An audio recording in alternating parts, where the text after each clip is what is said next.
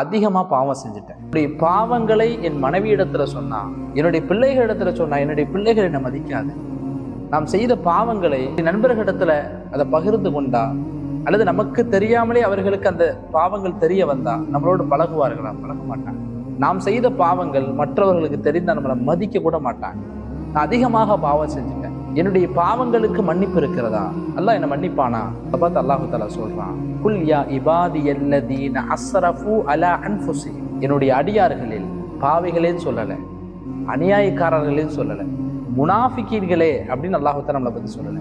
யா இபாதி, என்னுடைய அடியார்களில் தனக்குத்தானே வரம்பு மீறி பாவம் செய்து கொண்டவர்கள், லா தக்னது மின் ரஹ்மத்தில்லா, அல்லாஹ்வுடைய ரஹ்மத்திலிருந்து நிராசை அடைய வேண்டாம். அல்லாஹ் யக்ஃபிரு துனூப ஜமீஆ, நீங்க எவ்வளவு வேணா பாவம் செஞ்சுக்கோங்க, ஆனா அல்லாஹ் தஆலா எப்படிப்பட்டவன்? அனைத்து பாவங்களையும் அல்லாஹ் மன்னிக்கக்கூடியவன்.